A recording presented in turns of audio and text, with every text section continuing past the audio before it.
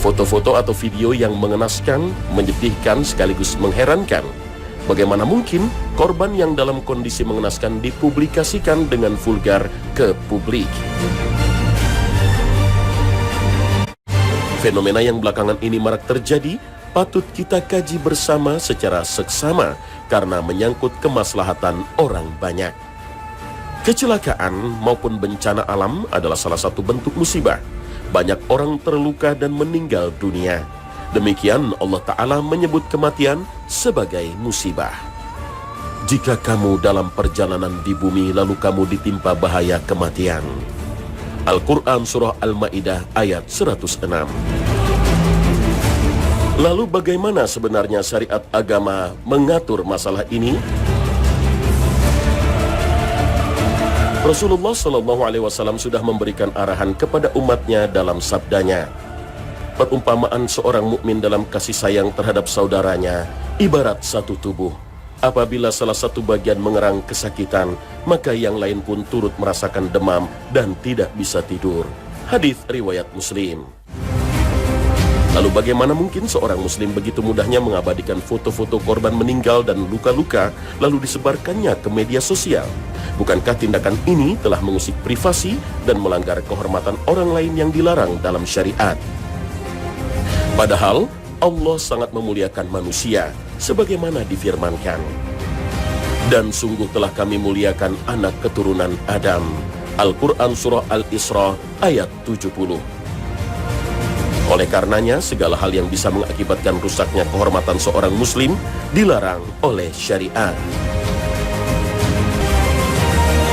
Kalau saja seorang di antara kita ketika hendak bepergian berusaha menjaga penampilan, berdandan di depan cermin, dan selalu ingin tampil dalam kondisi yang paling baik, maka bagaimana mungkin ia tega memperlihatkan fisik saudaranya yang sudah terbujur kaku dengan kondisi yang tidak enak dipandang? Bayangkan jika itu terjadi pada diri kita. Apakah kita rela kondisi seperti itu diabadikan dengan foto maupun video lalu diunggah di media sosial dilihat banyak orang? Jika yang masih hidup saja belum tentu rela difoto tanpa sepengetahuannya, apalagi yang sudah mati. Bagaimana dia mau dimintai izin? Belum lagi jika si mayit ini dalam keadaan tersingkap auratnya atau rusak fisiknya. Pernahkah kita berpikir bagaimana jika korban tersebut kelak menuntut kita di hadapan Allah pada hari kiamat? Wahai Rob kami, tanyalah orang ini kenapa dulu dia mengabadikan fotoku? Kenapa dia sebarkan auratku di hadapan orang banyak? Kenapa dia membuat sedih keluargaku, anak dan istriku? Itu sebabnya menyebarluaskan segala hal yang menyangkut pribadi seorang muslim yang tidak ingin diketahui oleh publik itu dilarang oleh syariat agama. Dalam istilah bahasa Arab disebut tajassus, alias memata-matai dan mencari-cari kesalahan orang lain. Allah Ta'ala berfirman, dan janganlah kamu mencari-cari kesalahan orang lain. Al-Quran Surah Al-Hujurat ayat 12. Dalam riwayat lain disebutkan, janganlah kalian mencari-cari aurat, aib kaum muslimin. Hadis riwayat Abu Daud.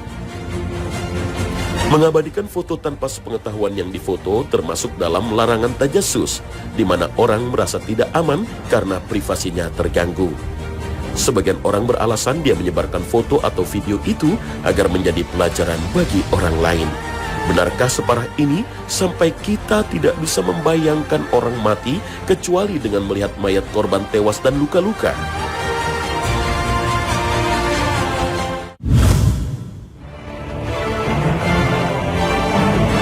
Pemirsa Khazanah,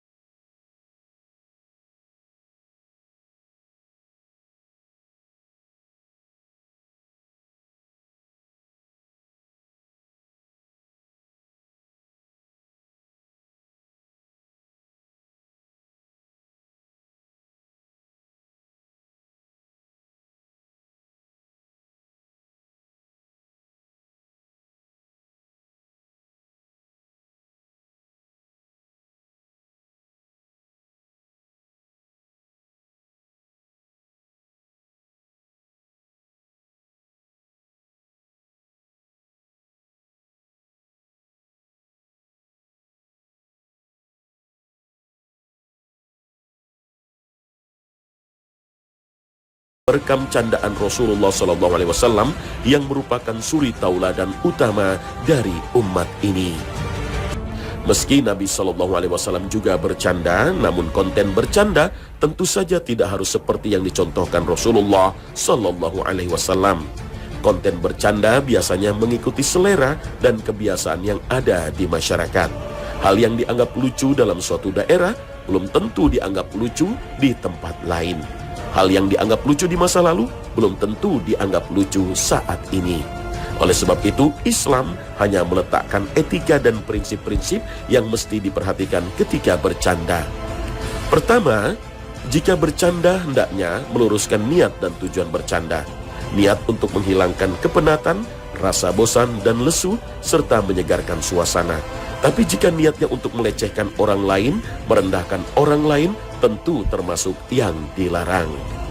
Saat larut dalam bercanda, orang cenderung membumbui candaannya dengan kebohongan, maka bercanda tidak menjadi pembenaran untuk berdusta.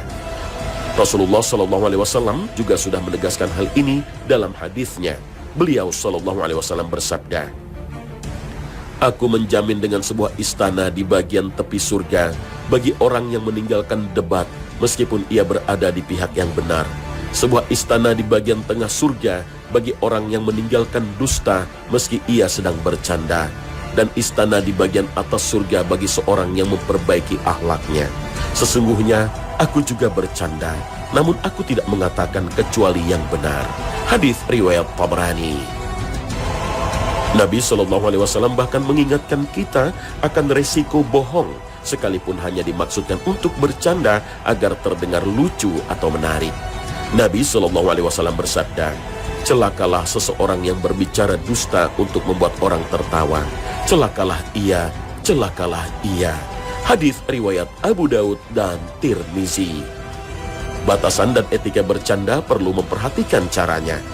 Cara-cara bercanda yang membuat orang lain takut atau membuat panik orang lain termasuk yang dilarang. Rasulullah SAW bersabda, "Janganlah salah seorang dari kalian mengambil barang milik saudaranya, baik bercanda maupun bersungguh-sungguh."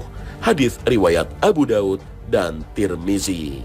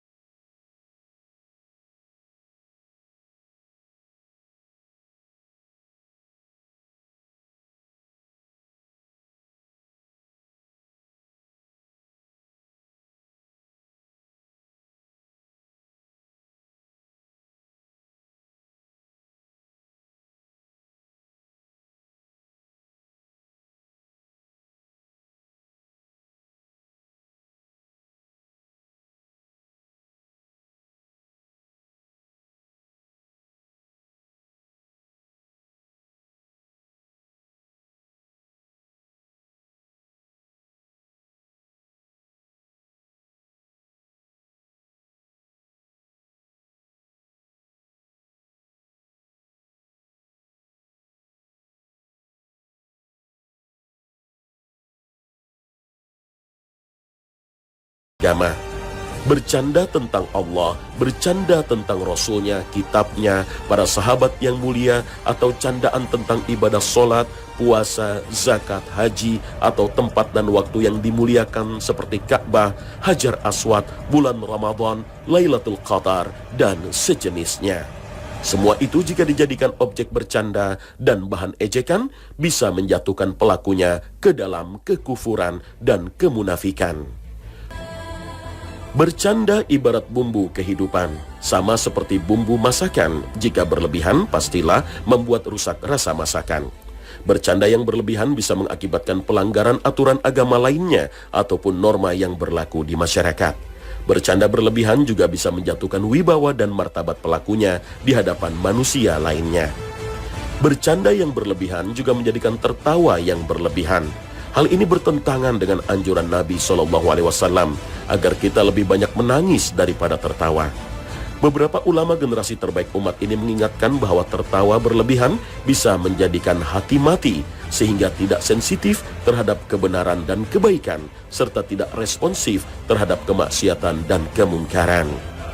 Bercanda berlebihan juga mudah menyebabkan orang lain tersinggung. Maka jika bercanda, lihatlah siapa yang diajak bercanda. Belum tentu semua orang senang dengan candaan tertentu, atau memang pada dasarnya orang tersebut tidak suka bercanda. Maka tidak sepatutnya bercanda kecuali dengan orang yang sudah terbiasa dan bisa menerima hal itu, sebagaimana para sahabat saling melempar kulit semangka setelah memakannya.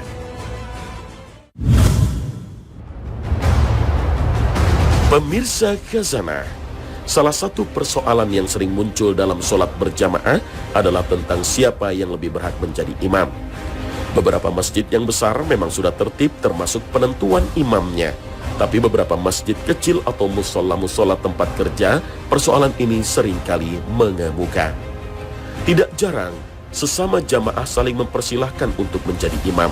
Dan sering pula pertimbangan yang diambil biasanya berdasarkan usia. Artinya mereka yang lebih tua biasanya diprioritaskan untuk menjadi imam. Atau ada juga yang memprioritaskan mereka yang telah mendapat gelar haji untuk menjadi imam. Apakah pertimbangan-pertimbangan yang demikian ini dibenarkan dalam ketentuan syariat agama? Nah pemirsa, jangan kemana-mana. Khazanah akan segera kembali sesaat lagi.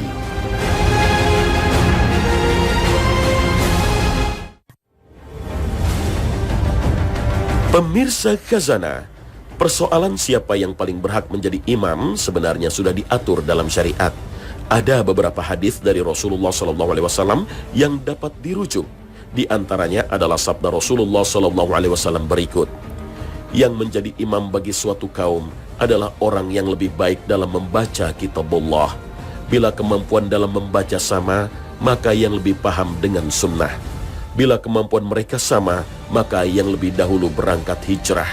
Bila hijrah mereka juga sama, maka yang lebih banyak usianya. Namun janganlah seorang menjadi imam buat orang lain di wilayah kekuasaan orang lain itu. Jangan duduk di rumahnya kecuali dengan izinnya. Hadis riwayat Muslim. Berdasarkan hadis Nabi SAW juga diketahui bahwa orang yang menjadi penguasa suatu wilayah, baik negara, provinsi, daerah, kampung, dan bahkan rumah tangga, lebih berhak menjadi imam. Jadi, hak utama imam ada pada penguasa atau tuan rumah, dan yang lainnya boleh menjadi imam jika dipersilahkan oleh mereka. Intinya, hierarki imam yang pertama adalah imam tetap, karena dialah yang mewakili penguasa di masjid tersebut. Yang kedua, tuan rumah. Kemudian baru orang yang paling banyak hafalan Quran dan mengerti hukum sholat. Kemudian yang lebih paham ajaran Islam secara umum. Kemudian yang lebih dahulu berhijrah. Selanjutnya orang yang lebih dahulu masuk Islam. Dan yang terakhir orang yang lebih tua usianya. Nah pemirsa, sampai di sini akhir perjumpaan kita hari ini. Semoga Allah Subhanahu wa Ta'ala memberikan hidayah dan taufiknya kepada kita semua. Amin ya Rabbal Alamin. Terima kasih atas perhatian Anda. Akhir kata, wassalamualaikum warahmatullahi wabarakatuh.